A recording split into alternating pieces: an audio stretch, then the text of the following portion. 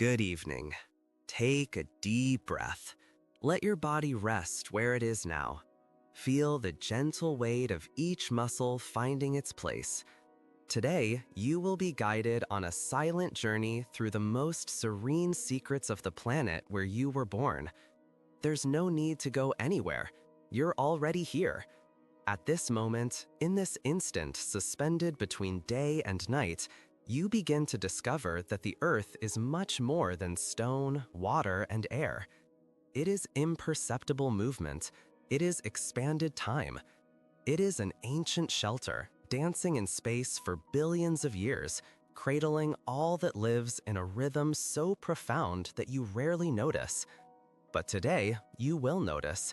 You will feel.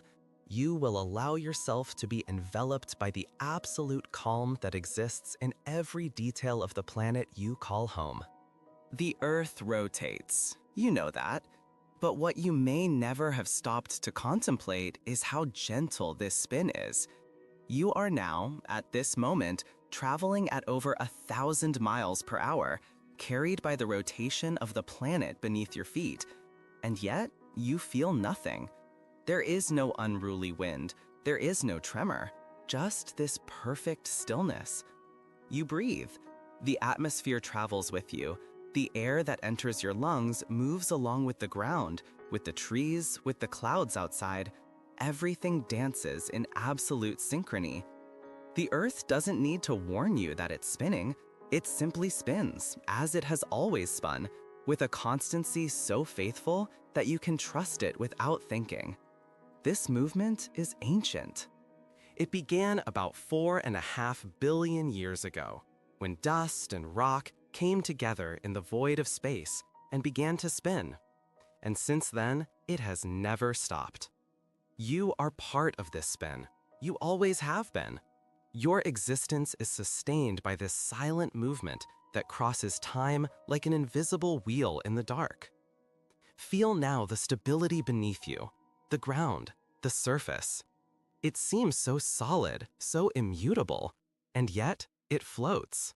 The Earth's crust, this thin layer where you live, where cities have been built, where mountains rise and oceans rest, is just a delicate shell over an incandescent interior. Below you, the Earth is liquid. It boils in silence. Rocks melt and flow in slow currents, so slow that it takes millions of years to travel a few inches. These underground currents move continents, push mountains upwards, open new oceans, close others. All this happens while you sleep, while you breathe, while you live your life on the surface without feeling anything. And that is the beauty. The Earth takes care of everything. It transforms itself constantly, but does so with a patience so profound that you can simply exist in peace while it works. The Earth's magnetic field is invisible. You've never seen it, but it's there. It always has been. It's a shield, a gentle protection that envelops the planet like a transparent embrace. This field is born in the core, in the center of liquid iron that rotates and creates electrical currents, generating magnetism. And this magnetism rises, crosses the rock, crosses the soil, and spreads through space around the Earth. It deflects dangerous particles that come from the sun. It protects the atmosphere. It allows life to exist here without being bombarded by radiation. You never need to think about it. The magnetic field does its job in silence. It's there now, at this moment, keeping you safe. And when solar particles collide with this field up above, they create lights, the auroras, curtains of green, pink, and violet dancing in the sky of the poles. You may never have seen an aurora live, but they happen. They are proof that the Earth is always taking care, always protecting, always generating beauty from pure physics. The Earth's gravity is perfect, neither too strong nor too weak. It keeps you here, but it doesn't crush you. You can stand, walk, jump, but gravity always brings you back. It is constant, it is reliable. The gravitational force you feel now is the result of the mass of the entire planet pulling you to the center. All the rock, all the water, all the iron in the core, all contribute to this gentle attraction that keeps you glued to the ground. And this force is so balanced that it allowed the existence of liquid oceans. It allowed the atmosphere to stay here instead of scattering into space. It allowed life to arise, develop, diversify. The Earth's gravity has shaped everything you know. It has shaped your body. Your bones formed under this pressure. Your muscles developed to work against it. You are made of gravity. And when you lie down, when you relax, gravity embraces you. It gently pulls you down, and you can rest, knowing that it will always be there. Water covers most of the Earth. You know that. But what does that mean? It means that the planet is blue. It means that there is a giant ocean, divided into several names, but connected in one. And this ocean breathes. It absorbs carbon dioxide. It releases oxygen. It regulates the temperature of the entire planet. Seawater travels in immense currents, circulating heat from the tropics to the poles. These currents are slow but powerful. They carry more energy than all the rivers in the world combined, and you don't see any of it.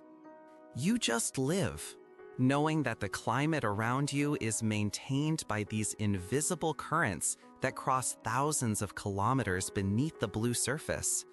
Water is also in you. More than 60% of your body is water. The same water that fell as rain millions of years ago. The same water that was drunk by dinosaurs, that evaporated, that returned, that circulated. You are made of the planet. You are made of the oceans, and that is comforting. You are not separate from the Earth. You are part of it. You are a temporary wave in this ocean of existence that moves slowly but never stalks. The tectonic plates move. That seems strange, almost impossible to believe, but it's true. The continents where you are now were not here 200 million years ago. They were all together, forming a supercontinent called Pangaea, and then, slowly, they began to separate. South America drifted away from Africa. India traveled north and collided with Asia, raising the Himalayas. Australia shifted south. All of this happened so slowly that no individual creature ever noticed. But it happened, and it's still happening. Each year, the plates move a few centimeters. You don't feel it, but one day, millions of years from now, the continents will be in different places. New mountains will have risen, new oceans will have formed, and life will adapt. The Earth is not in a hurry. It works on timescales that the human mind can barely comprehend, and that is liberating. You don't need to understand everything. You don't need to control anything. The Earth knows what it's doing. It always has. The Earth's atmosphere is thin. If you could see it from the side, it would look like just a light blue line on the edge of the planet. But within that thin line is everything that allows life. The oxygen you breathe, the nitrogen that makes up most of the air, the water vapor that forms the clouds, the ozone up there, filtering out ultraviolet radiation. The atmosphere is fragile but resilient. It has existed for billions of years, transformed by the very life forms it sustains. In the beginning, there was no oxygen.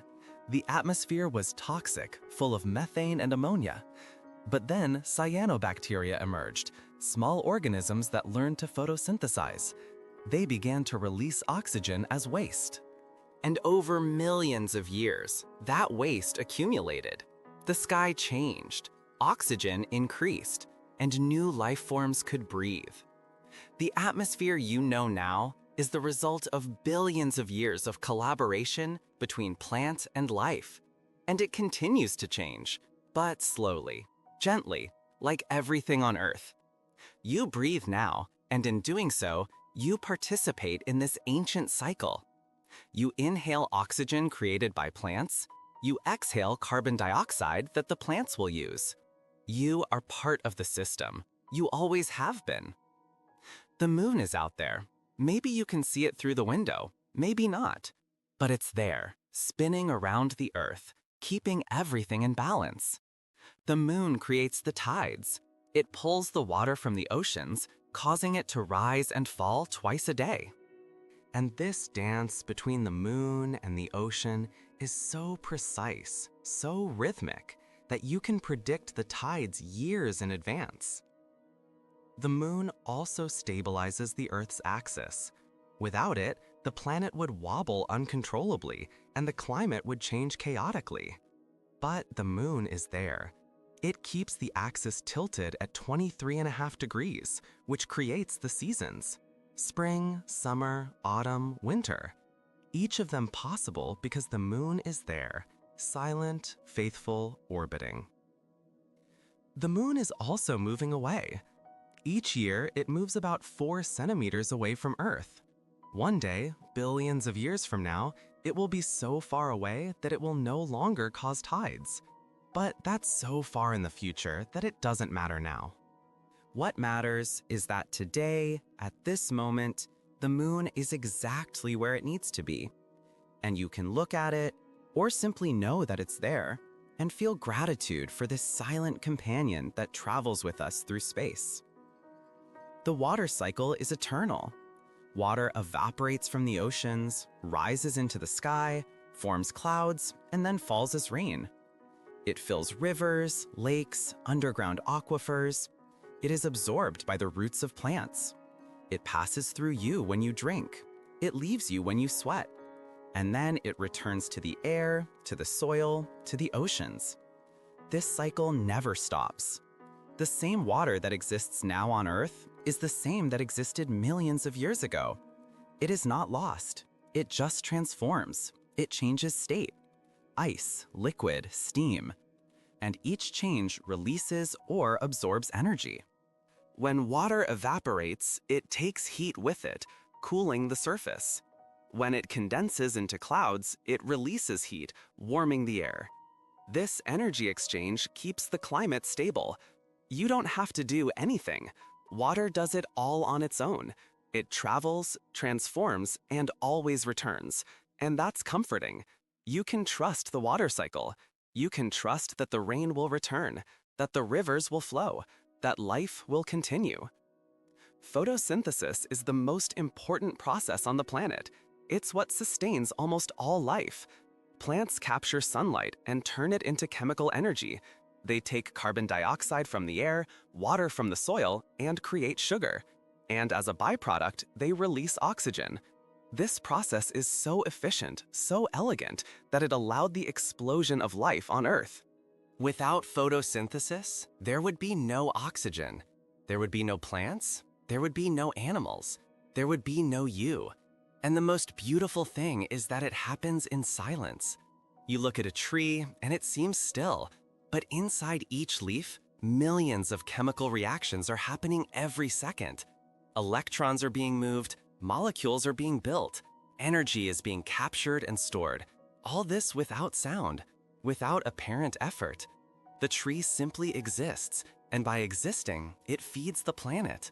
You breathe because of photosynthesis. You eat because of it. You live because of it. And that's a reminder that you're not alone. You're part of an immense network of interdependence. Each breath you take connects you with all the plants in the world. And that's beautiful. The soil beneath your feet is alive. It just looks like dirt, but inside it, there are billions of organisms. Bacteria, fungi, worms, insects, all working together, breaking down organic matter, recycling nutrients, creating the conditions for new plants to grow. The soil is the stomach of the earth. It digests everything that falls into it: dead leaves, branches, animals that have died. And it transforms all of this into nutrients that the roots can absorb. Without soil, there would be no forests, there would be no fields, there would be no agriculture. The soil is the foundation of everything, and it forms slowly. It takes hundreds of years for a few inches of soil to accumulate. The rock breaks down, the wind and rain grind it, lichens and pioneer plants begin to grow, they die. Their remains mix with the minerals. and little by little, the soil forms. It's a slow but inevitable process. The Earth is always creating soil, always renewing the foundation of life, and you can step on it, knowing that you're stepping on history. Millions of years of transformation are condensed there, in that thin layer between you and the solid rock. Mountains rise and then wear away. That seems paradoxical. They seem so eternal, so immutable, but they're not. Mountains are young. Geologically speaking, they were just born. The Andes, the Alps, the Himalayas, all these mountain ranges formed in the last 50 million years, and they're already being eroded. The rain falls, the wind blows, ice forms in the cracks, and the rocks break. Rivers carry sediment down the mountain. And little by little, slowly, the mountains shrink. But at the same time, tectonic forces continue to push them up. It's a slow battle between construction and destruction, and the landscape you see now is the temporary result of that battle. One day, the mountains you know will no longer be here. They will just be gentle hills or plains, and new mountains will have risen in other places. The Earth doesn't cling to forms. It creates them, dissolves them, and creates them again. And you can learn from that. You can also be flexible. You can also transform yourself. Nothing is permanent, and that, instead of being scary, can be liberating. Volcanoes are windows to the interior of the Earth. When a volcano erupts, it brings lava from the mantle, that layer of molten rock that lies beneath the crust. And this lava spreads, cools, and forms new land. Entire islands have emerged this way. Hawaii, Iceland, many others. Volcanoes are creators. They seem destructive, but they're essential. They release gases that helped form the atmosphere. They bring minerals from the interior to the surface, enriching the soil. And yes, they can be dangerous. But most volcanoes are dormant. Most only erupt every thousands of years. And when that happens, it's part of the natural cycle of the Earth. It's the way the planet releases internal heat. It's the way it renews itself. And after the lava cools, life returns. Mosses grow first, then lichens, then larger plants. And in a few decades, the volcanic land becomes fertile again. Nature wastes nothing. It transforms even destruction into opportunity. The age of the Earth is almost inconceivable. 4.5 billion years. Try to imagine it. A year seems long. 10 years are a decade. 100 years are an entire human life. But the Earth is 45 million centuries old. It's so much time that numbers lose their meaning. All this time, the Earth has been changing. In the beginning, it was a ball of incandescent lava. Then it cooled. It formed a crust. Volcanoes released water vapor that condensed and formed oceans. Life arose. Single-celled beings appeared. Then multicellular ones. Then fish, terrestrial plants, insects, reptiles, mammals, and finally you. And each step took millions of years. Evolution is in no hurry. It experiments, it fails, it tries again. And little by little, it creates complexity. You are the result of billions of years of trial and error. You are the product of an unbroken lineage that began with the first cells almost 4 billion years ago. And that lineage has never been broken. Your ancestors survived 5 mass extinctions. They survived ice ages. They survived gigantic volcanic eruptions. And they passed their genes on. And now you are here, breathing, thinking, existing. And that's a quiet miracle. The Earth's temperature is stable. This doesn't happen by chance. It's the result of a delicate balance between the energy that comes in and the energy that goes out. The sun sends light. The Earth absorbs some of it and reflects the rest. The atmosphere retains some of the heat. The oceans store energy. And all of this adjusts automatically. When it's too hot, more water evaporates, forming clouds that reflect sunlight, cooling the planet. When it's too cold, less water evaporates, fewer clouds form, and more light reaches the surface, warming it. It's a feedback system, a natural thermostat, and it's been working for billions of years. Of course, the climate changes. There have been ice ages, there have been warmer periods, but always within limits that allowed life. The Earth self-regulates, and you can trust that. You can know that. Deep down, the planet knows how to stay habitable. The winds circulate around the Earth following predictable patterns. The trade winds blow from the tropics towards the equator. The westerlies blow from the mid-latitudes towards the poles. And these winds carry heat, humidity, seeds, pollen. They are the currents of the air. And just like the ocean currents, they connect the entire planet. A wind that starts in the Sahara can carry dust to the Amazon, fertilizing the forest. A typhoon that forms in the Pacific can influence the weather in America. Everything is connected, and you are in the middle of it. When you feel the wind on your face, you are feeling the energy of the sun being redistributed around the globe. You are feeling the planet breathing. And that's part of something much bigger than you. You are a small part of an immense system. And that, instead of diminishing you, expands you. You are part of something grand. The seasons are a gift of the Earth's tilt. The planet's axis is not straight. It is tilted 23.5 degrees relative to the plane of its orbit. And as the Earth travels around the sun, this tilt causes different parts of the planet to receive more or less sunlight. When the northern hemisphere is tilted towards the sun, it is summer there, and winter in the southern hemisphere. 6 months later, the situation reverses. And so the planet experiences cycles, and these cycles create rhythm. They create predictability. Plants know when to bloom, animals know when to migrate, and you know too. Your body responds to the seasons. In winter, you feel more sleepy. In summer, more energy. And that's natural. You are attuned to the planet. You are part of the Earth's cycles, and that's comforting. You are not lost. You are exactly where you should be. The clouds are water suspended in the air. It seems simple, but it's magical. Billions of tiny droplets float, so light that the air can sustain them. And they travel. They change shape. They come together and form rain, or snow, or hail. And then they return to the oceans, and the cycle begins again. But while they are in the sky, the clouds do something essential. They regulate the temperature. Low clouds reflect sunlight back into space, cooling the planet. High clouds retain heat, warming it. And the right amount of each type of cloud keeps everything balanced. You look at the sky and see shapes. You see beauty, but the clouds are more than that. They are part of the Earth's cooling system. They are part of the machine that keeps life possible. And you can simply look at them, without haste, and appreciate them. You can lie on the grass and watch the clouds go by.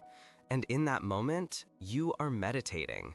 You are contemplating the physics of the planet manifesting in ethereal forms that cross the blue.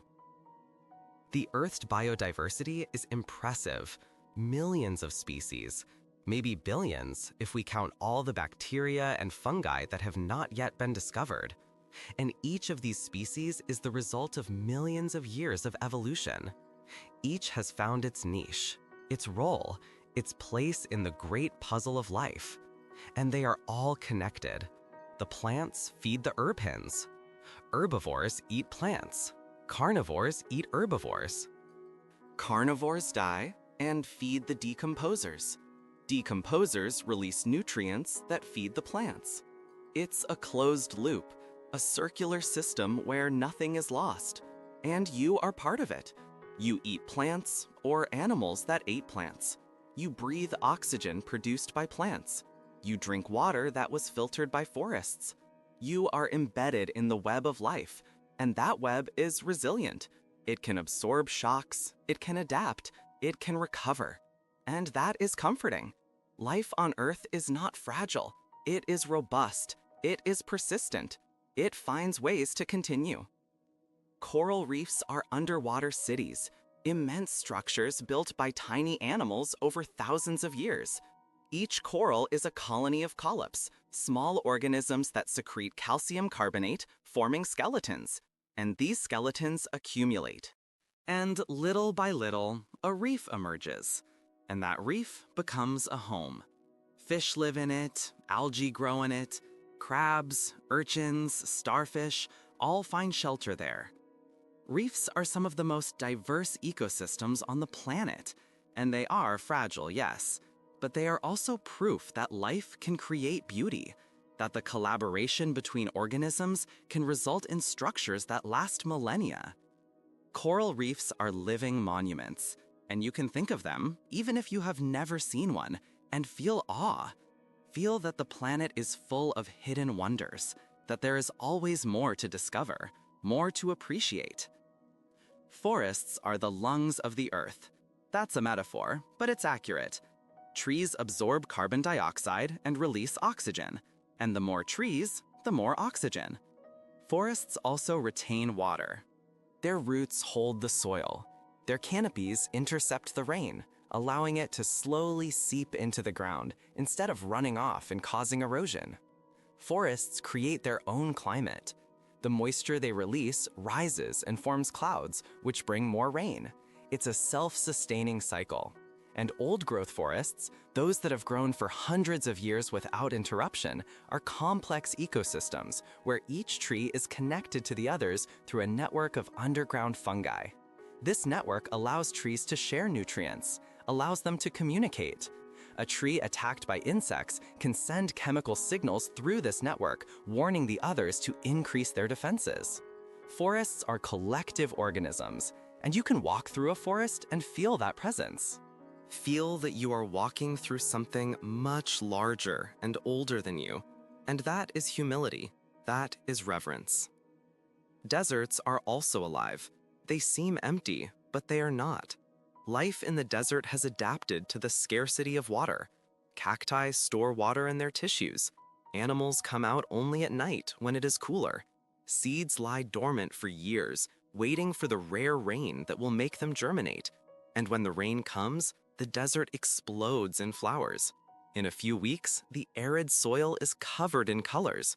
And then the flowers produce seeds and go back to sleep, and the desert returns to silence. But it's not a dead silence. It's a silence of waiting, of patience. Deserts teach that life does not need abundance to exist. It only needs persistence. And you can learn from that. You can learn that even in the driest moments of your life, you are just waiting. You are conserving yourself. And when the rain comes, you will bloom again. Rivers are the veins of the earth. They carry water from the mountains to the oceans, and on this journey, they sculpt the soil. They create valleys. They deposit sediments that form fertile plains. The greatest human civilizations arose on the banks of rivers: the Nile, the Tigris and Euphrates, the Indus, the Yangtze, because rivers bring water, and water is life. Rivers also connect. They allow nutrients to be transported from one place to another. They allow fish to migrate. They allow you, when you drink a glass of water, to be drinking something that may have come from very far away, from a spring in the mountains, from a deep aquifer, and that water traveled to you. And after you, it will continue traveling to a river, to the ocean, to the sky, and back, always in motion, always connecting. Lakes are mirrors. They reflect the sky, they reflect the surrounding mountains. They are places of stillness, and within them there are layers. The surface is warm, the bottom is cold, and between these layers there is an intermediate zone where the temperature changes rapidly. This stratification creates microenvironments. Different organisms live at different depths. And twice a year, in the spring and fall, the lakes mix. The layers dissolve, the water circulates, and the nutrients from the bottom rise to the surface, feeding algae, which feed zooplankton, which feed fish. Lakes are closed systems, but they are not stagnant. They pulsate. They breathe. And you can sit by a lake and look at the water and see serenity in it. see depth in it, and understand that stillness is not the same as immobility, that something can be calm on the surface and still full of movement inside. The oceans are deep. The average depth is about 4,000 meters, but there are places where the ocean descends to more than 11,000 meters, the Mariana Trench. And in those depths, there is no light. There is no photosynthesis, but there is life. Fish with enormous eyes, creatures that produce their own light, giant worms that live near hydrothermal vents, where hot water from the Earth's interior gushes into the ocean, carrying minerals. And these abyssal communities don't depend on the sun. They depend on chemistry, on energy that comes from inside the planet. And that's fascinating, because it means that life doesn't just need light, it needs energy. And wherever there is energy, life finds a way. And that gives you hope. It tells you that life is more creative, more adaptable, more resilient than you imagine. Ocean currents are rivers within the sea. The Gulf Stream, for example, carries warm water from the Gulf of Mexico to Europe, warming the climate of countries that, without it, would be much colder. These currents are driven by wind, by the Earth's rotation, and by the difference in water density. Salt water and cold water are denser, so they sink. Fresh water and warm water are less dense, so they float. And these differences create movement, a slow but constant movement. Ocean currents take decades to complete a cycle around the globe, but they never stop. And you can think about that. You can think that while you sleep, there is water moving in the depths of the ocean, transporting heat, transporting nutrients, connecting continents that seem separate. The ocean has no borders. It is one. And you, by touching the sea anywhere in the world, are touching the same body of water that touches every shore. The sea waves are hypnotic. They come and go, one after the other. They never stop. And each wave is created by the wind far away, in the middle of the ocean. The wind pushes the water, creating ripples that travel thousands of kilometers until they reach the coast. The sea waves are hypnotic. They come and go, one after the other. They never stop. And each wave is created by the wind far away, in the middle of the ocean. The wind pushes the water, creating ripples that travel thousands of kilometers until they reach the coast. And when they arrive, they break. They release all the energy they have accumulated during the journey. And the sound they make, that constant sound of water hitting the sand, is one of the most relaxing sounds that exist. Because it's rhythmic, because it's predictable, because it's eternal. The waves were breaking on the beach long before you were born, and they will continue to break long after you are gone. And there is something comforting in that, knowing that some things are bigger than you, bigger than any individual worry. The waves don't care about your problems. They simply continue. And you can be inspired by this continuity. You can learn to continue too. The sand on the beach is made of rocks. Rocks that have been broken by water, by wind, by time. Each grain of sand was once part of a mountain. It was once part of a large, solid stone. And over millions of years, it has been reduced, crushed, polished, until it becomes so small that it fits in the palm of your hand.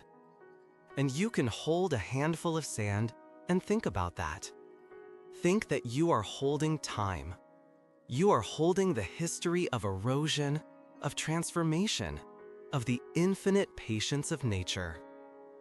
The sand also travels. It is transported by currents along the coast. It accumulates on some beaches and is taken from others. It is always in motion. And that reminds you that nothing is permanent, that everything flows, that you can flow too. The tides are the result of the gravitational attraction of the moon and the sun. But the moon has more influence because it is closer. And as the Earth rotates, the water of the oceans is pulled towards the moon.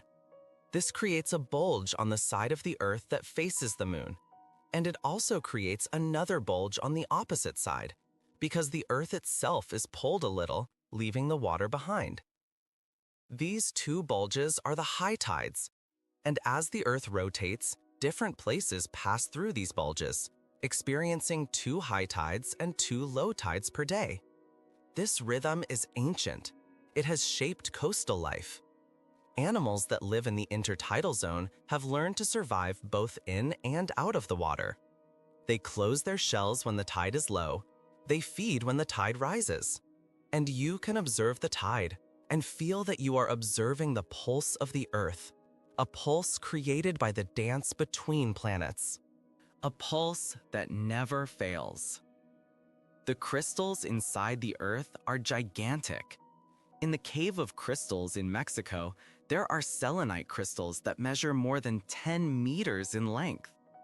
They grew over millions of years, in a chamber filled with water rich in minerals and heated by the magma below.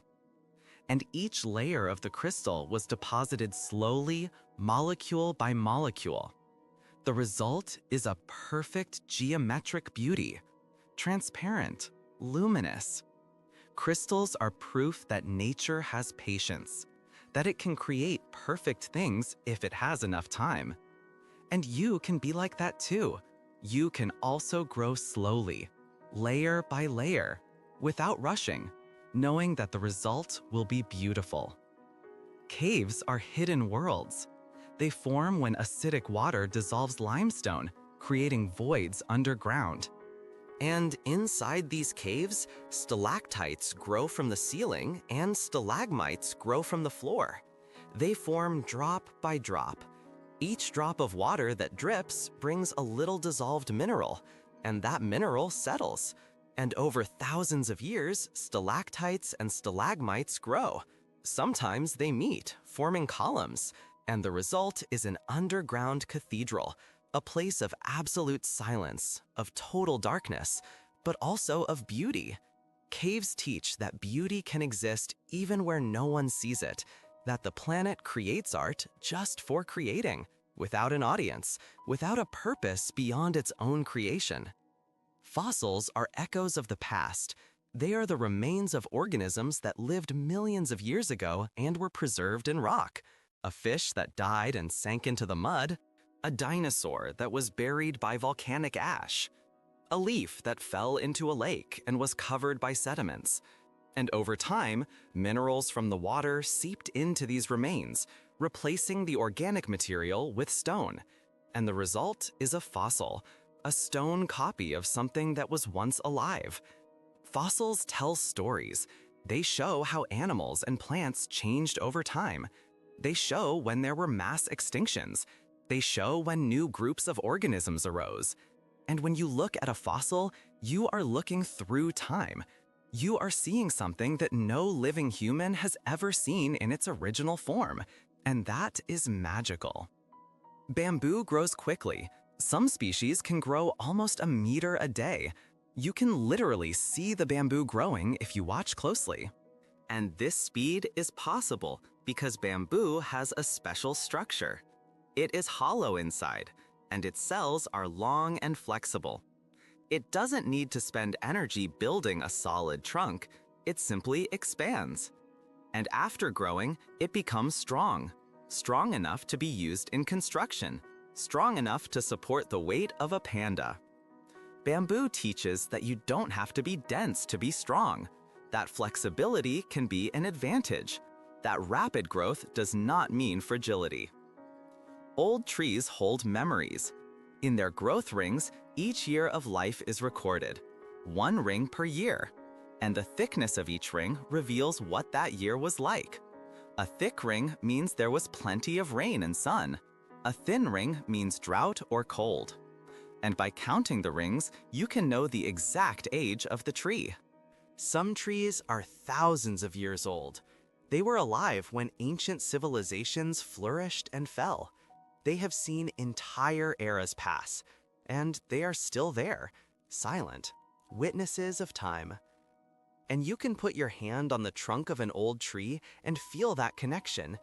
feel that you are touching history, that you are touching something that has gone through centuries and is still alive. Seeds are capsules of life. They can lie dormant for years, decades, even centuries, waiting for the right conditions to germinate. And when those conditions arrive, when there is enough water, heat, and light, the seed awakens. It absorbs water, it swells, the shell breaks, and a small root emerges, seeking the soil. And then a green sprout emerges, seeking the light, and a new plant begins. All this was contained in that tiny seed. All the necessary genetic information, all the stored energy. Seeds are proof that the future is always waiting, that life never gives up, that even after a fire that destroys an entire forest, the seeds in the soil survive, and when the rain comes, they germinate, and the forest is reborn.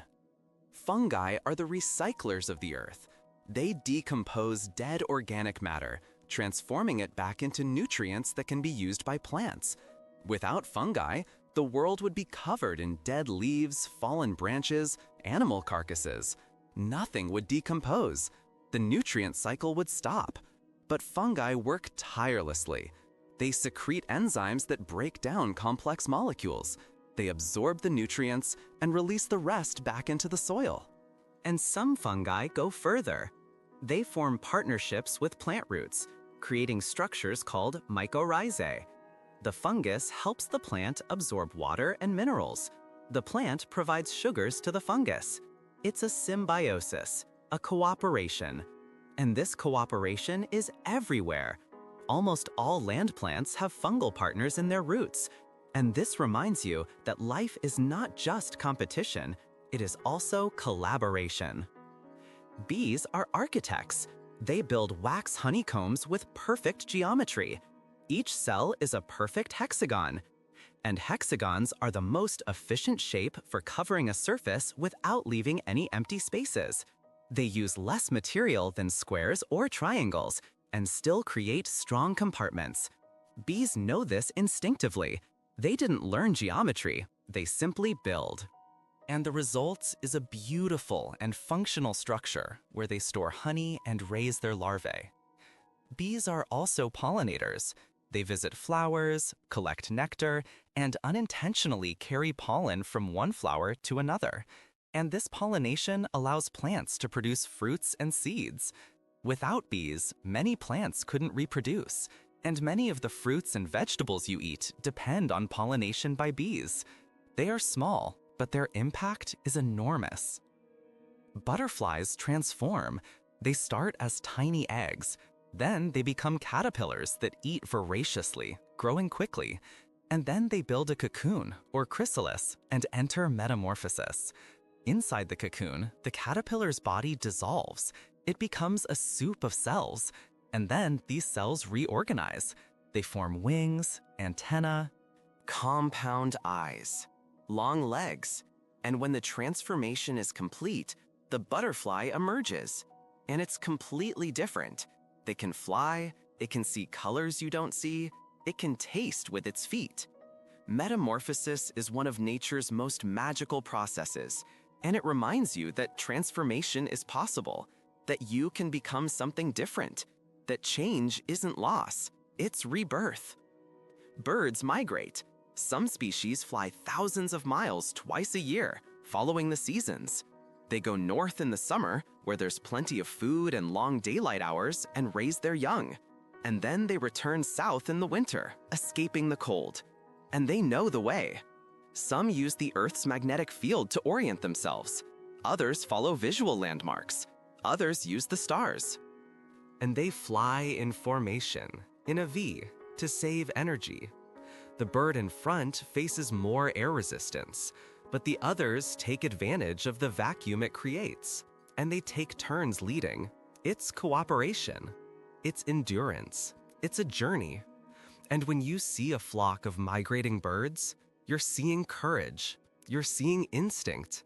You're seeing the deep connection between life and movement. Whales sing. They produce complex sounds that travel for hundreds of miles in the ocean. And these sounds aren't random. They have structure, they have patterns, they are songs. And each whale population has its own dialect, its own melodies. And these melodies change over time. Whales learn from each other, they innovate, they create new phrases and pass them on. It's culture. It's transmission of non-genetic information. And that means that whales aren't just instinctive creatures. They have complex minds. They have societies. And when you hear a recording of whale song, you're hearing communication between beings that inhabit a world completely different from yours. A world of water, of pressure, of darkness. And yet they sing, and there's beauty in that. Dolphins play.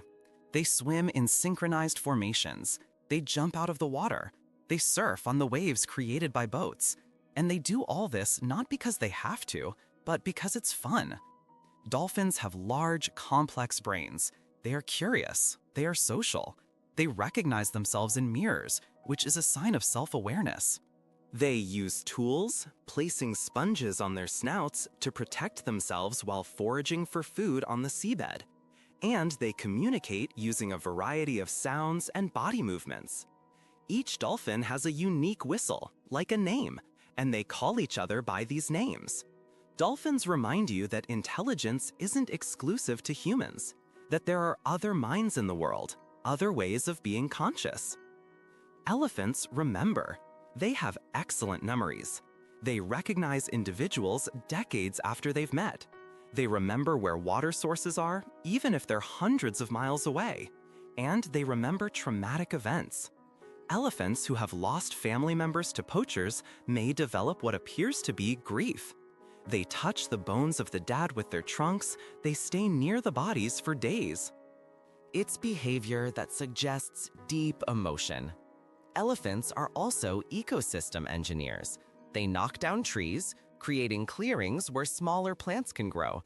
They dig holes to find water, and these holes are used by other animals. They spread seeds through their droppings, and where there are elephants, the landscape is more diverse. They shape the environment, and in doing so, they create opportunities for other forms of life. Bats see with sound. They emit ultrasounds, sounds so high-pitched that you can't hear them. And these sounds reflect off objects around them and return to the bat's ears. And based on how long the sound takes to return and the way it changed, bats can create a mental image of the environment. They can hunt insects in total darkness. They can navigate complex caves without hitting anything. It's an extraordinary ability. It's a sense you don't have. And it reminds you that reality is richer than you realize, that there are ways of perceiving the world that you can't even imagine, that each species lives in its own sensory universe, and all these universes coexist. They all occupy the same physical space, but each perceives something different. Ants are superorganisms. An ant colony functions almost like a single organism. Each ant has a function. Some are workers who collect food. Others are soldiers who defend the nest. Others are nurses who care for the larvae, and the queen lays eggs. And all this happens without a central leader giving orders. Ants follow simple rules. They follow chemical trails left by other ants. They respond to pheromones. And from these simple rules, complex behavior emerges. The colony can solve problems. It can find the shortest path to a food source. It can adapt when part of the nest is destroyed. It's collective intelligence. It's proof that complex systems can arise from simple interactions. And this applies to many things, to the brain, which emerges from simple neurons, to society, which emerges from individuals, to the planet, which emerges from countless physical and biological processes. The carbon cycle connects everything. Carbon is the basis of life. It's in every organic molecule, in proteins, fats, sugars, DNA, and carbon circulates. Plants absorb carbon dioxide from the air and transform it into sugar through photosynthesis. Animals eat the plants and use this sugar for energy, releasing the carbon back as carbon dioxide when they breathe. When plants and animals die, they are decomposed, and the carbon returns to the soil or to the air. Some of the carbon is buried and turns into coal, oil, or gas over millions of years. And when these fuels are burned, the carbon returns to the atmosphere. It's a cycle, and this cycle maintains balance. But the balance can be disturbed, and this is a reminder that everything is connected, that your actions have consequences, that you are part of the system, and that taking care of the system is taking care of yourself. Nitrogen is essential, but it's trapped. The atmosphere is made up mostly of nitrogen, but plants can't use it directly. They need it to be transformed into a form they can absorb. And this happens through bacteria. Bacteria that live in the soil or in nodules on the roots of certain plants take nitrogen from the air and transform it into ammonia. And plants absorb the ammonia and use it to build proteins. And when you eat plants or animals that have eaten plants, you are incorporating this nitrogen into your own body. And when you excrete waste or when you die, the nitrogen returns to the soil and other bacteria transform it back into gas, closing the cycle. You are made of nitrogen that was captured by microscopic bacteria, and that is humility. That is realizing that you depend on forms of life so small that you can't even see them. The oxygen you breathe is new. With every breath, you are inhaling oxygen molecules that were recently produced by plants and algae. These molecules didn't exist a few weeks ago. They were created, and they will be used by you and transformed into carbon dioxide. And then a plant will use that carbon dioxide and create oxygen again. It's a constant exchange, a molecular dialogue between you and the green world. And you never need to ask for it, never need to thank anyone. It happens automatically. It happens because life is generous, because natural systems work, because the earth cares. The sunlight you see now took 8 minutes to get here. It traveled at 186,000 miles per second through the vacuum of space. And before that, it took thousands of years to get from the core of the sun to the surface. In the core, where nuclear fusion happens, photons of light are created. But the sun is dense, and the photons collide with atoms repeatedly, being absorbed and re-emitted in random directions. And little by little, very slowly, they migrate outwards. And when they finally reach the surface, they are released into space. And 8 minutes later, they arrive on Earth. And you see them, and they warm your skin, and they feed the plants, and they allow you to see. Light is old and new at the same time, and it is the source of almost all energy on Earth. Energy that was created in the heart of a star and sent generously into space. The sun is a star. It seems obvious, but it's easy to forget. At night, you see stars, small points of light in the sky, and it's easy to think of them as something fundamentally different from the sun. But they're not. The sun it's just a star that's very close. If you could travel to another star and look back, the sun would seem like just another point of light. And that puts things in perspective. The sun isn't special in cosmic terms. It's a medium-sized, medium-temperature star in a common place in the galaxy. But to you, it's everything. It's the reason you exist. It's the engine that powers life. And that teaches you gratitude. It teaches you to value what you have. Even though the sun is common in the universe, it's extraordinary for you. The galaxy where you live is vast. The Milky Way contains hundreds of billions of stars. And it's 100,000 light years in diameter, and it rotates. And the sun, with the Earth and all the other planets, takes about 225 million years to complete one orbit around the center of the galaxy. That means that since the dinosaurs appeared, the Earth has only made one complete revolution around the galaxy. You are traveling through space on a cosmic journey that's almost impossible to comprehend. And yet, here you are, in this moment, on this small planet. And that is simultaneously insignificant and deeply important. You are tiny, but you are conscious. And consciousness is rare. It's precious. It's the universe looking at itself. The Earth is an oasis. In the space around, there's only vacuum. Rocky planets without air, cold gas giants, barren moons. And as far as we know, the Earth is the only place where there is life. That may change. Maybe there is life in other places. Maybe even in our own solar system, in the underground oceans of Europa or Enceladus. But for now, the Earth is unique, and that makes it precious. You live in a garden floating in the void, a garden that formed by chance through billions of years of physical and chemical processes. And this garden shelters you. It feeds you, it protects you, it gives you beauty. And you can honor this. You can live with the awareness that you are part of something rare, something special. Geological time is incomprehensible. The Earth is 4.5 billion years old. And during that time, unimaginable things have happened. Continents have formed and separated multiple times. Oceans have opened and closed. Mountains have risen and been eroded completely. Ice ages have come and gone. Mass extinctions have eliminated most species. New species have emerged. And all of this has happened on a timescale so vast that all of human history, from the first civilizations until now, is just a blink of an eye. You are a spark, a flash, but you are conscious. And during your flash, you can contemplate the billions of years that came before. You can imagine the billions of years that will come after. And you can feel awe.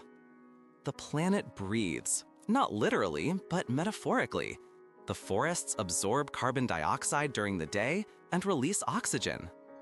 During the night, the process reverses partially. The oceans absorb carbon dioxide and store it in the depths. And then, over centuries, that carbon dioxide is released again. The Earth's crust absorbs and releases gases through volcanoes. It's a cycle, a slow breath, and you are part of that breath. Every time you inhale, you are participating in a planetary cycle. Every time you exhale, you are contributing. You are not separate from the Earth. You are a cell in the body of the planet, and the planet is alive in its own way, alive with the life of its ecosystems, alive with the movement of its plates, alive with the circulation of its water and air. The biosphere is thin. If you imagine the Earth as an apple, the biosphere would be thinner than the skin. It's only a few kilometers deep in the ocean, a few kilometers high in the atmosphere, and a few meters deep in the soil. And within this thin layer, all life exists. Billions of organisms, trillions, and all connected, all depending on each other, and all depending on the physical conditions of the Earth, the right temperature, the right pressure, the right chemistry. The biosphere is fragile, but it's also resilient. It has survived asteroids, massive volcanic eruptions, extreme climate change, and it has always recovered. It may take millions of years, but it recovers. And that gives you hope. It tells you that life is strong, that it finds ways to persist. You are made of stars. The atoms in your body were forged inside stars that exploded billions of years ago. The carbon in your cells, the oxygen you breathe, the iron in your blood, all were created through nuclear fusion in the heart of ancient stars. And when those stars died, they exploded in supernovas, spreading those elements through space. And those elements condensed into clouds of gas and dust. And from those clouds, new solar systems formed, and one of them was ours.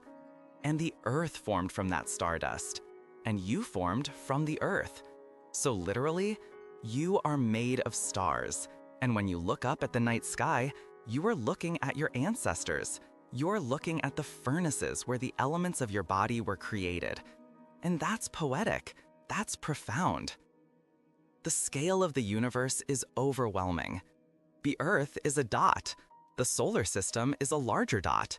The Milky Way is one of billions of galaxies.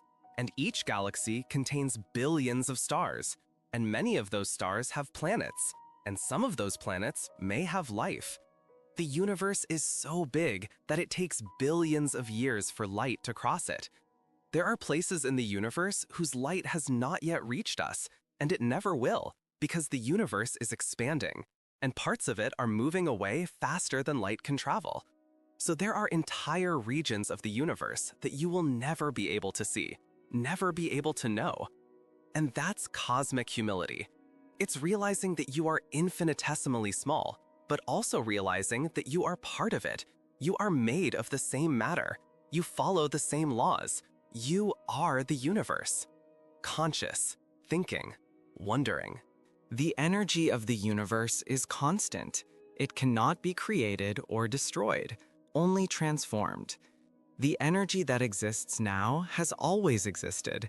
It was there at the Big Bang. It will be here until the end of the universe, whatever that means.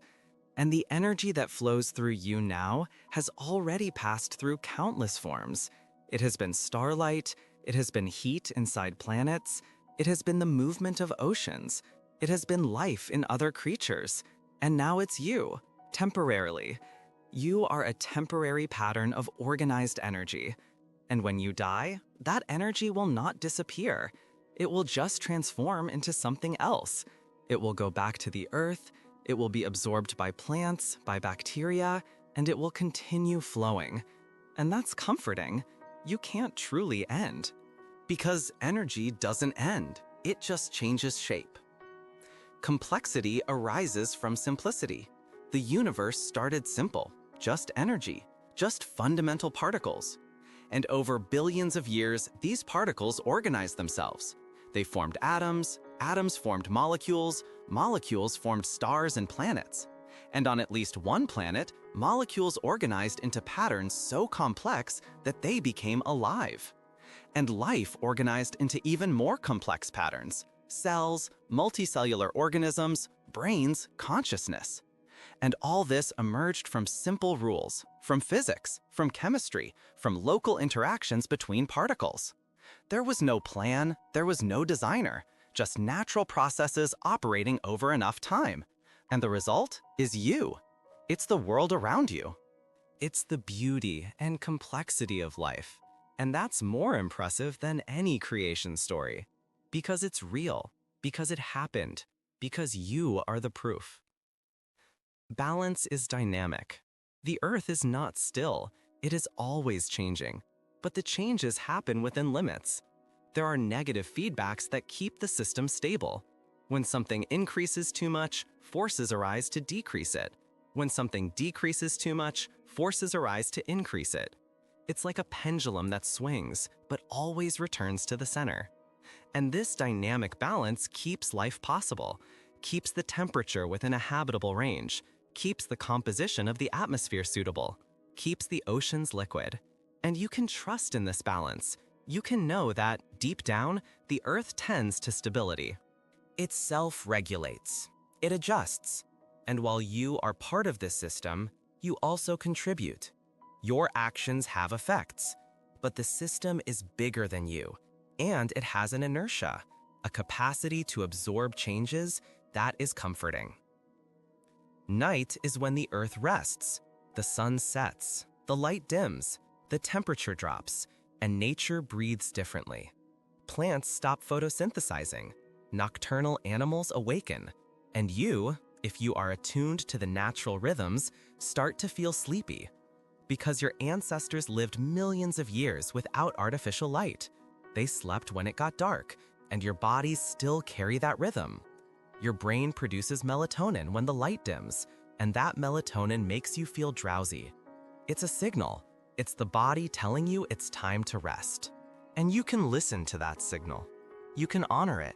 You can allow the night to be what it always has been.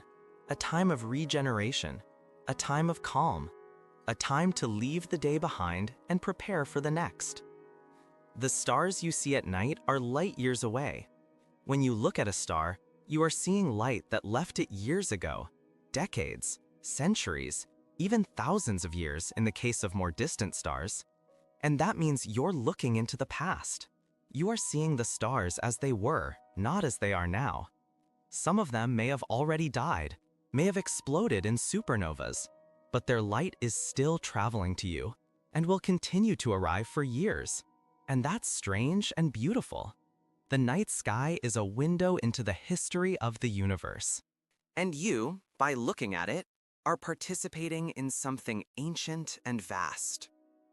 Up above, it's doing cosmic archaeology. It's unearthing the past simply by looking.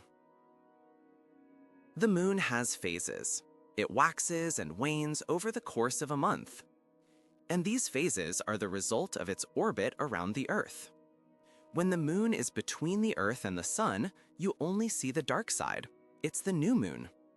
And as it orbits, you start to see a sliver of light, the crescent moon. Then the first quarter, then the full moon, when the illuminated side is facing you. And then it starts to wane again. Last quarter, waning moon, and back to new. And this cycle repeats. It has always repeated. It has inspired calendars, inspired poetry, inspired rituals and celebrations. And you can look at the moon and know where you are in the cycle. And you can use that to connect with time, with natural rhythms, with something bigger than the mechanical clock. The silence in nature is not an absence of sound, it's a presence. It's the sound of the wind in the leaves, the sound of a distant stream, the chirping of crickets, the rustling of small animals in the undergrowth. Natural silence is rich, it's textured, and it calms. Because it's organic, because it makes sense to your ears. Your ears evolved listening to these sounds, and they recognize them, they relax. And you can seek out this silence. You can get away from the urban noise. You can find a place where the sounds are natural, and you can simply listen. You don't have to do anything, just be present. Just notice. And in that act of noticing, you reconnect. You become part of the natural world again, which you never really left. Water is transparent. You look through it and see what's on the other side. But water also reflects. When you look at the surface of a lake at a certain angle, you see the reflection of the trees, the sky, the clouds. And it's impossible to tell where the real world ends and the reflection begins. They blend together, and that duality is beautiful. Water is simultaneously a window and a mirror. It allows you to see through, and it shows you back the world around you. And that's a metaphor.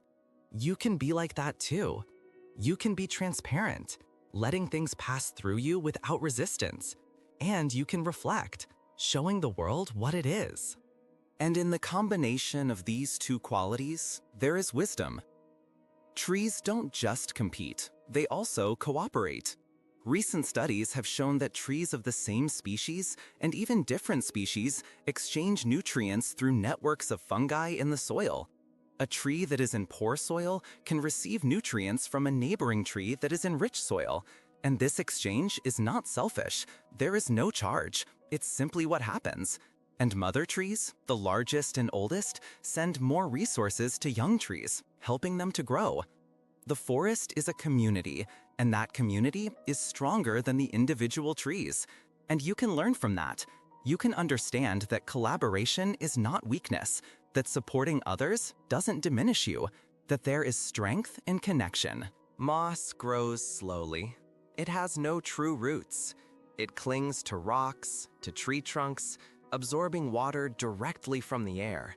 And it creates life where it seems impossible. On bare surfaces, in cold places, in shaded places. Moss is a pioneer. It is the first to colonize, and in doing so, it creates conditions for other plants to grow. It retains moisture, it captures particles from the air that become soil, and eventually, other plants can establish themselves. And the moss is still there, underneath, silent, creating the foundation. And you can be like the moss. You can do the work that no one sees. You can create conditions for others to flourish. And that is generosity. That is service. That is silent strength. Nature's patience is infinite. A tree doesn't rush to grow.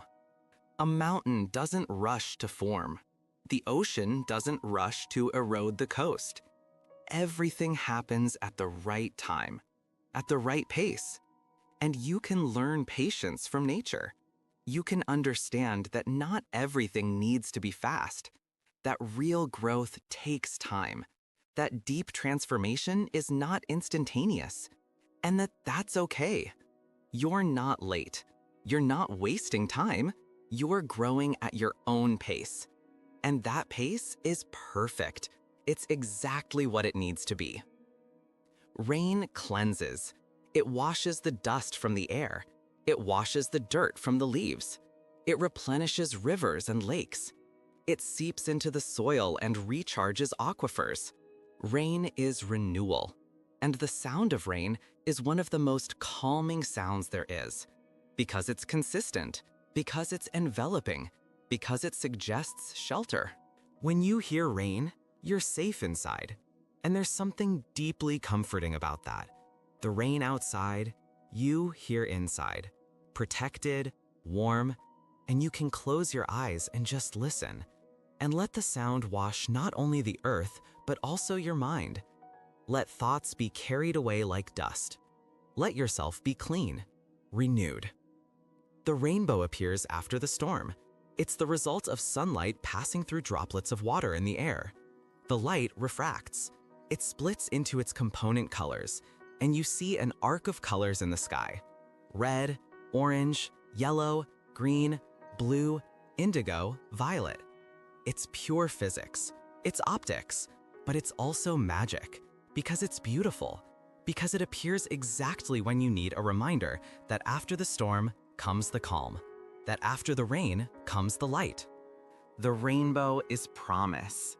It's visualized hope, and you can look at it and know that everything passes, that difficulties are temporary, that beauty always returns.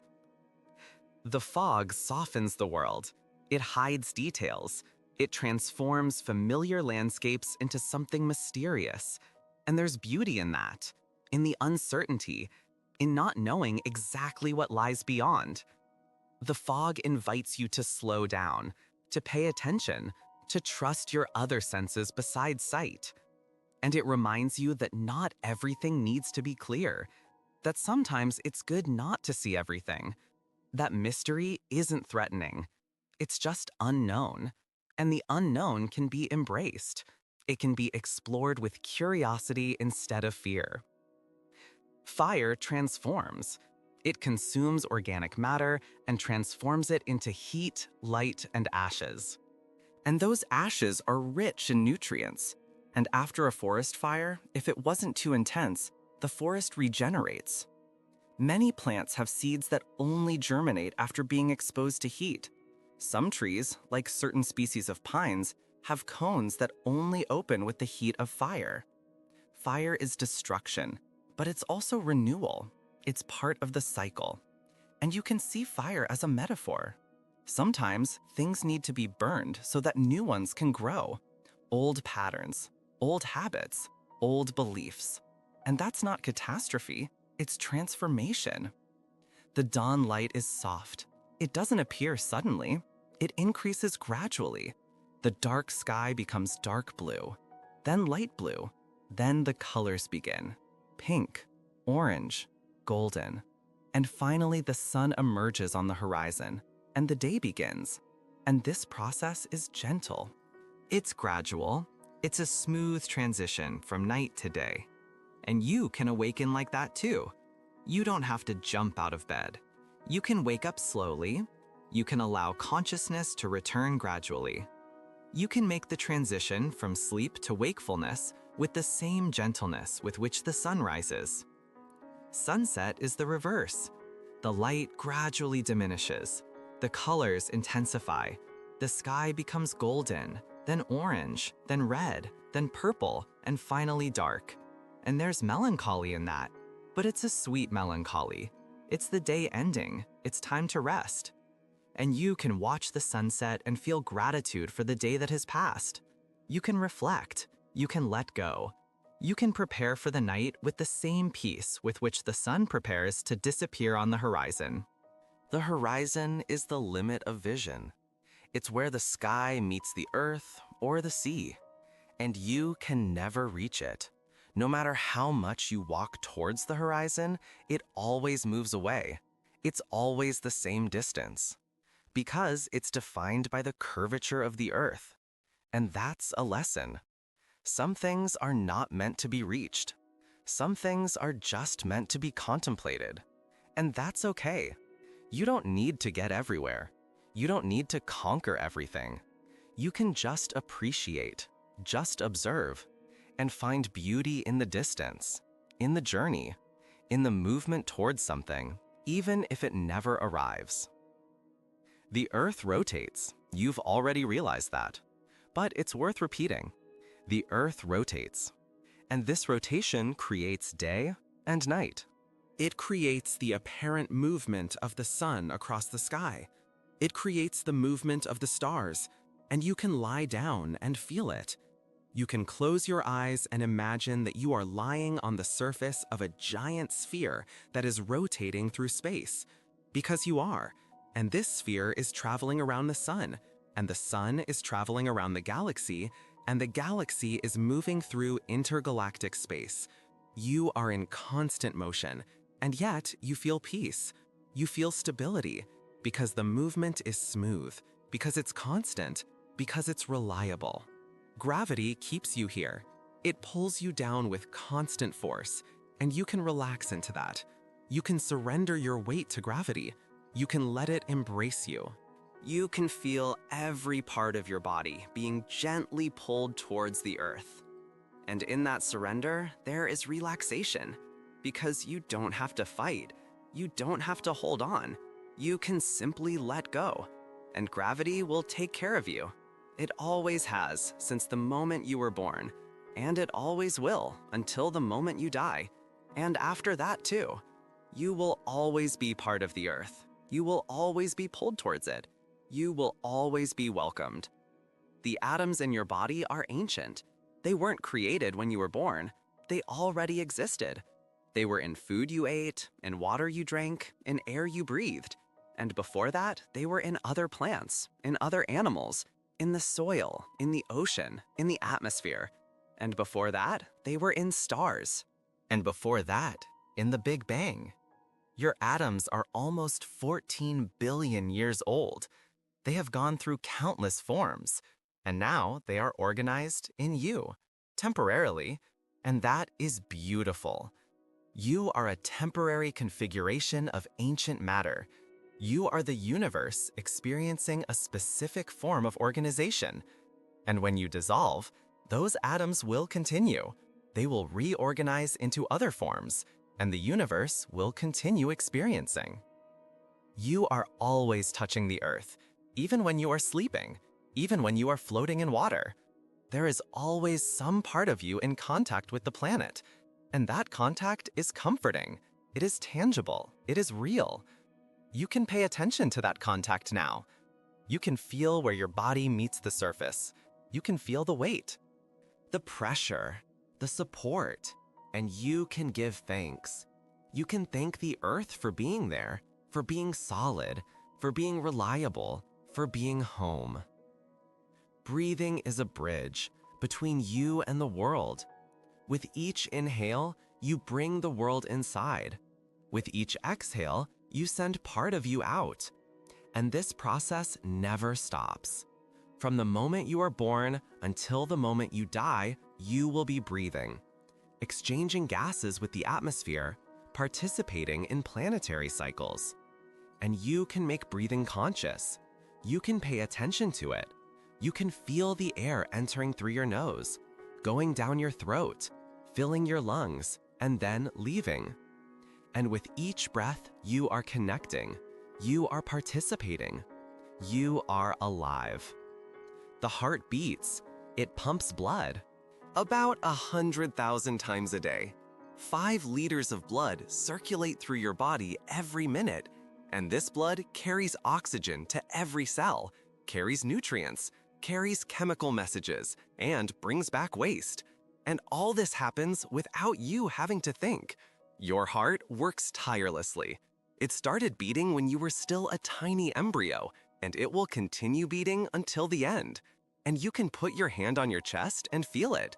You can feel the rhythm. You can thank your heart for its constant work, for its faithfulness, for its strength. The body heals itself. When you cut yourself, the blood clots. New cells grow. The wound closes. Eventually, even the scar disappears. The body has its own intelligence. It knows how to repair itself, how to fight infections, how to adapt. And you don't need to direct this process. It happens on its own. And you can trust this. You can trust that your body is always working to keep you healthy, to keep you alive. And you can take care of it. You can feed it well, you can move it, you can rest it, and it will take care of you. Sleep is restorative. During sleep, the brain processes memories, the body repairs tissues, hormones are regulated, toxins are removed. Sleep is not wasted time. It is essential time. It is when maintenance happens. And you can honor sleep. You can give it the importance it deserves. You can create rituals that facilitate the transition to sleep. You can darken the room, you can silence the environment, you can slow down, and you can allow sleep to come without forcing, just inviting. And when it comes, you can surrender. You can trust that sleep will take care of you. Dreams are mysteries. No one knows exactly why we dream, but everyone dreams, several times a night. And dreams are bizarre. They mix memories, fears, desires, random images. They don't follow logic. And yet there is something in them, something meaningful. Maybe they are the mind processing emotions. Maybe they are simulations. Maybe they are just neural noise. But they are yours, and you can pay attention to them. You can try to remember them, you can reflect on them, and you can find insights. Or you can simply let them go. You can wake up and return to the conscious world, knowing that you spent the night in another realm, an inner realm, a realm that is only yours.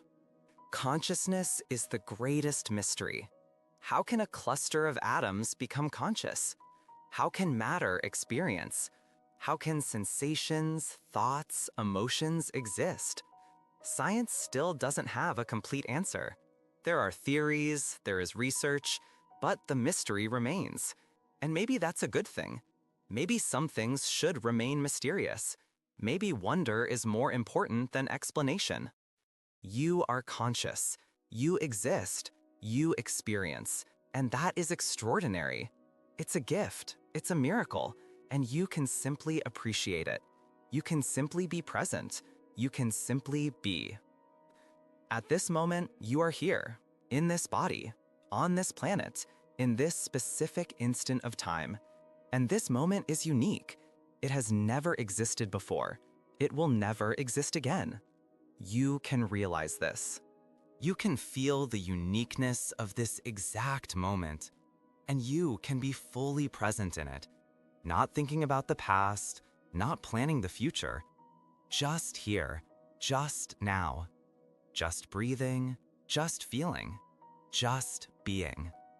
And in that state of pure presence, there is peace, there is clarity, there is a sense of completeness, because everything you need is here, in this moment, in this breath. The earth keeps spinning, the sun will continue to rise, the tides will continue to rise and fall, the seasons will continue to change, and life will continue. You are part of something immense, part of it. You always have, and you always will. Even when your body is no longer here, the atoms that composed it will continue. They will become part of other things, other life forms, other landscapes. And the cycle will continue. And there is solace in that, knowing that nothing is lost, that everything transforms, that you are part of something eternal. Rest now. Let your body sink. Let your mind quiet down. Feel the gravity embracing you. Feel the earth supporting you. Feel your breath flowing. and know that you are safe, that you are home, that you are exactly where you should be, on this blue planet, on this sphere spinning in space, in this garden of life, in this miracle of existence. You are part of the earth, and the earth is part of you. And in that union, there is deep peace. Sleep well. Let the night envelop you. Let sleep restore you. And know that tomorrow the sun will rise again, and you will wake up, and the earth will be here, still spinning, still caring. Still offering beauty, still offering mystery, still offering life. And you will be able to explore. You will be able to contemplate. You will simply be able to be alive and appreciate this extraordinary gift that is existence. The temperature of your skin changes throughout the day. It is slightly warmer during the day and cooler at night. And this change is regulated by your circadian rhythm, the internal biological clock that responds to light and darkness. And this rhythm is not just yours. It is shared by almost all life forms on Earth. Plants open and close following the cycle of the day. Animals sleep and wake. Bacteria adjust their metabolic activity. And all of this is coordinated by the Earth's rotation, by the reliable alternation between day and night. You are part of a cosmic ballet where every living being dances to the same rhythm, and there is beauty in this synchrony, in this invisible connection that unites all life through time. The winds carry seeds. Some seeds are light as feathers. They have structures that work like parachutes. The dandelion, for example, has those white and fluffy seeds that you can blow, and when you blow, they fly, and the wind carries them, sometimes for miles. And where they land, they can germinate. They can create a new plant, and that plant will produce more seeds, and the cycle continues. The winds are invisible gardeners. They plant, they spread biodiversity, they connect distant ecosystems. And you can think about this when you feel the wind. You can think that it is carrying life. It is carrying potential. It is carrying the future. Light moves in waves, and different wavelengths correspond to different colors. Red has long waves, violet has short waves, and in between them are all the other colors of the rainbow. But there is light that you cannot see: infrared, ultraviolet, radio waves, X-rays. All this radiation is around you all the time. You are bathed in an electromagnetic spectrum that goes far beyond what your eyes can perceive. And this reminds you that reality is richer than your senses reveal, that there are layers of existence that you do not detect, that the world is more mysterious and complex than it seems. Plants communicate. When a plant is attacked by insects, it releases volatile chemical compounds into the air. And the neighboring plants detect these compounds and increase their own defenses, producing substances that make their leaves less palatable. It's a warning system, a network of chemical communication, and it happens constantly, silently. You don't see it, you don't hear it, but it's happening. Plants are not passive beings. They feel, they respond, they communicate, and perhaps in their own way, they are aware. Not aware like you are, but aware of their environment, responding, adapting, fully living their plant nature. The soil is an ecosystem. In a teaspoon of healthy soil, there are more microorganisms than people on Earth, billions of them. Bacteria, fungi, protozoa, nematodes, all living, reproducing, interacting. And these tiny creatures are essential. They break down organic matter. They fix nitrogen. They create structure in the soil. They allow the roots to grow. And when you walk on the soil, you are walking on a microscopic metropolis, a bustling city of life that you never see, but that sustains everything you see. Snow crystals are unique. Each snowflake that falls has a different shape. This happens because each crystal forms in slightly different conditions of temperature and humidity. And as it falls through the cloud, these conditions change, and the crystal responds, growing in complex patterns. And even though the physical principles are the same, The specific combination of conditions that each flake experiences is unique, and the result is a singular geometry. An ephemeral work of art that exists for moments before melting. And millions of these works of art fall in every snowstorm, and none of them is equal to another. Ice floats. This seems trivial, but it's extraordinary. Most substances are denser in their solid state than in their liquid state, but water is different. When it freezes, it expands, and it becomes less dense, and that's why ice floats. And this is essential for life, because when lakes and oceans freeze, they freeze from the top down. The ice layer on the surface insulates the water below, keeping it liquid, and fish and other aquatic creatures can survive underneath. If ice sank, bodies of water would freeze completely, and aquatic life would be impossible in cold climates. So, this strange property of water is what allows life to persist through the winter. Air currents create clouds. When moist air rises, it cools. And when it cools, water vapor condenses into droplets. And these droplets form clouds. And the shapes of the clouds reveal the movement of air. Cumulus clouds, those fluffy white ones, indicate rapidly rising air. Stratus clouds, those flat gray ones, indicate slowly rising air. Cirrus clouds, those thin, high ones, are made of ice crystals and indicate strong winds at altitude. You can look at the sky and read the atmosphere. You can see the invisible winds made visible through the clouds. You can understand the weather by observing the shapes. It's like reading the language of the sky. Water vapor is an invisible gas. What you see when you look at a cloud or the steam coming out of a kettle is not vapor, it's condensation. It's tiny droplets of liquid water. True vapor is transparent. It's in the air all around you, invisible. And its quantity varies. On humid days, there is more. On dry days, there is less. And this variation affects how you feel. Humid air retains heat, making you feel warmer. Dry air allows your sweat to evaporate faster, cooling you down. The invisible water vapor around you is constantly influencing your experience, and you can stop and notice. You can feel the humidity in the air. You can recognize it. You can appreciate it as just one more of the countless ways the Earth interacts with you. Heat waves travel. Heat is not a substance, it's movement. It's the vibration of atoms and molecules, and the more they vibrate, the hotter something is. And when you touch something hot, the vibrating molecules transfer energy to the molecules in your skin, and your molecules start to vibrate more, and you feel heat. It's a cascade of energy, a transfer of movement, and heat always flows from hot to cold, never the other way around. It's a fundamental law of thermodynamics, and this law governs everything. It governs why coffee cools down, why ice melts, why stars shine, why the universe is gradually becoming more uniform. Heat is the inexorable movement toward equilibrium.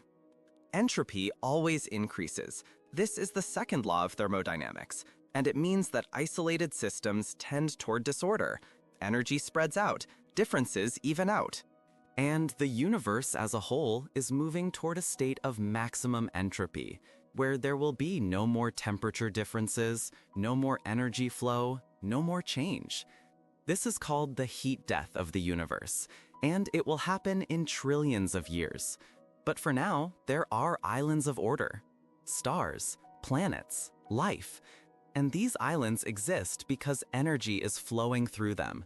Energy from the sun is flowing through the earth, and as long as that flow continues, order can be maintained. You can exist. You are an island of order in an ocean of entropy, and that is precious. It's temporary, it's beautiful. Time flows in only one direction.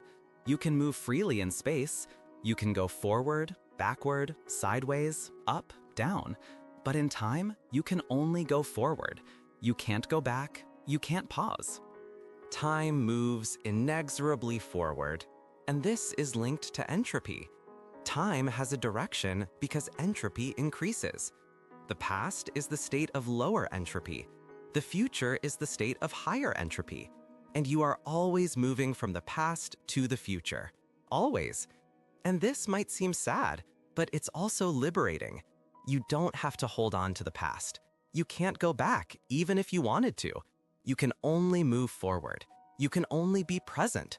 You can only move toward the future. And there's freedom in that. Memory is imperfect. Each time you remember something, you are not accessing a perfect recording.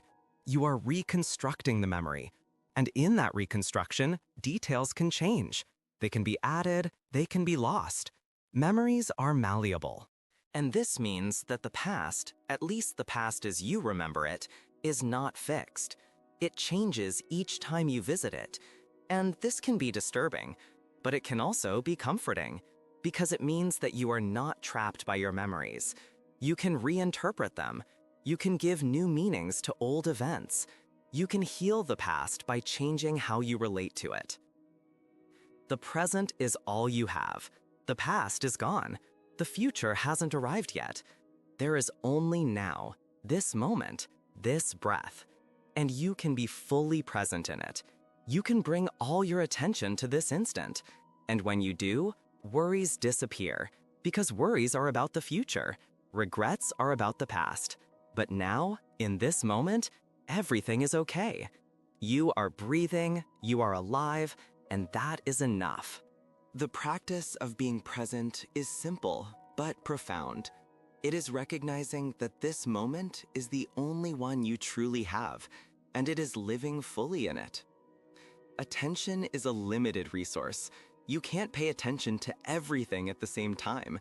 You have to choose, and what you choose to pay attention to shapes your experience. If you pay attention to worries, you will feel anxious. If you pay attention to gratitude, you will feel grateful.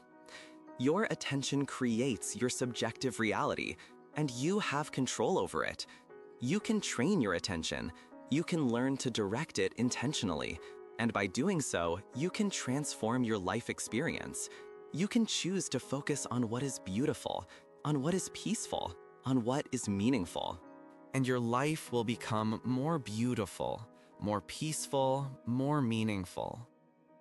Gratitude is transformative. When you feel gratitude, your physiology changes. Your nervous system calms down, stress hormones decrease, well-being hormones increase. And your perception changes. You become more aware of what is good, of what is working, of what is generous. Gratitude does not deny difficulties, but it balances them. It reminds you that even in difficult times, there are good things. There is beauty. There is kindness. And focusing on these things strengthens you. It gives you resilience. It connects you with what matters. Compassion extends, first to yourself, then to those you love, then to strangers, and eventually to all beings. Compassion is recognizing that everyone suffers, that everyone wants to be happy, that everyone is doing the best they can with the resources they have. And when you recognize this, judgment decreases, anger decreases, and in its place arises understanding, patience, love. Compassion is not weakness, it is strength. It is the courage to keep your heart open even when it is difficult. The earth does not belong to you. You belong to the earth. You are made of it. You are sustained by it. And one day you will return to it. And that is not sad. It is the natural cycle. Everything that is born dies. Everything that forms dissolves, and then reforms into something new. You are a temporary wave in the ocean of existence. And while you are here, while your wave exists, you can appreciate, you can experience, you can love, you can contribute. And when your wave dissolves back into the ocean will continue, and other waves will arise, and the dance will continue. The universe is vast, but you are not insignificant, because you are the universe becoming conscious of itself. You are the way the universe experiences its own existence, and that is extraordinary. You are not separate from the universe. You are an expression of it. And every thought you have, Every feeling, every perception is the universe thinking, feeling, perceiving. You are sacred. You are precious. Not because you are special in relation to others, but because you are part of the whole, and the whole is sacred. Inner silence is peace. When the thoughts quiet down, when the mental chatter stops, what remains is silence. And in that silence, there is a presence, a pure awareness. Not thinking, just being. And that awareness is who you really are. Not your thoughts, not your emotions, not your body, but the awareness that observes all of that. And when you rest in that awareness, there is deep peace. Because the awareness is not disturbed. It only witnesses. It only is. And you can access that peace at any moment. You can return to the inner silence. You can return home. The breath is an anchor. When your mind is agitated, you can return to the breath. You can feel the air going in and out. You can count the breaths. You can simply observe. And by doing so, you calm down. Because the breath is always in the present. It is not in the past. It is not in the future. It is now. And when you pay attention to it, you are brought back to the now. Back to the moment. Back to peace. The body holds tensions. Muscles that you don't need to be contracting are contracted. And you can scan your body. You can bring awareness to each part. And you can relax intentionally. You can relax your jaw. You can relax your shoulders. You can soften your abdomen. And as the body relaxes, the mind relaxes. Because body and mind are not separate. They are aspects of the same thing. And taking care of one is taking care of the other. Night sounds have a rhythm. Crickets chirping, the rustling of leaves in the wind, a dog barking in the distance. And these sounds are not random. They have patterns. And these patterns are comforting. They tell you that the world is running its normal course, that everything is all right. And you can hear these sounds. You can let them cradle you. You can let them remind you that you are safe, that you are home, that you are connected to the natural rhythm of the night. Darkness is not absence. It is presence. It is the space where the stars shine, where imagination flourishes, where dreams happen. Darkness is the womb of creation, and you don't need to fear it. You can embrace it. You can rest in it. You can allow it to envelop you like a soft blanket. And in the darkness, you can dissolve. You can shed the contours of the day. You can become formless. And in that absence of form, there is freedom. Sleep is a little death. You let go of consciousness. You dissolve into the unconscious, and then you return, renewed. And one day there will be a greater death, and perhaps it will be similar. Perhaps it is just letting go, without return. Or maybe there will be some kind of continuation. Nobody knows. But sleep teaches you. It teaches you that you can let go, that you can trust, that you can surrender, and that this is not the end. It is transformation. Life is borrowed. Every breath is a gift. Every heartbeat is a present. And you don't know how many breaths are left, how many beats. And this is not to scare you. It is to awaken you. It is to remind you to appreciate, to be present, to not postpone life, because this moment is precious. This moment is all you have for sure. And you can live it fully. You can be totally present. You can love completely. Love is the most fundamental force. Not romantic love necessarily, but love as connection, as recognition of unity, as compassion. Love is what dissolves the illusion of separation. It is what reminds you that you are not alone, that you are part of an immense web of relationships. And that web sustains you, and you sustain it. And when you love, you strengthen the web. You contribute to the coherence of the whole. Beauty needs no purpose. A flower doesn't bloom for you, it simply blooms. A bird doesn't sing for you, it simply sings. And yet, you can appreciate, you can marvel, and in that appreciation, you participate in beauty. You complete it, because beauty is not just the beautiful object, it is also the consciousness that perceives it. It is the relationship between observer and observed. And you, by observing with appreciation, are creating beauty. You are bringing more of it into the world. The earth is generous. It gives without asking for anything in return. It offers fruits, water, air, light, space, and it never charges. It simply gives. And you can learn from this generosity. You can learn to give without expecting return. You can learn to offer without attachment. You can learn to be like the earth, sustaining, nurturing, supporting, simply because it is your nature. At this moment, millions of things are happening that you don't perceive. Your heart is beating, your lungs are expanding, your cells are metabolizing, your neurons are firing. And beyond your body, the earth is spinning, the wind is blowing. The plants are photosynthesizing, the oceans are circulating.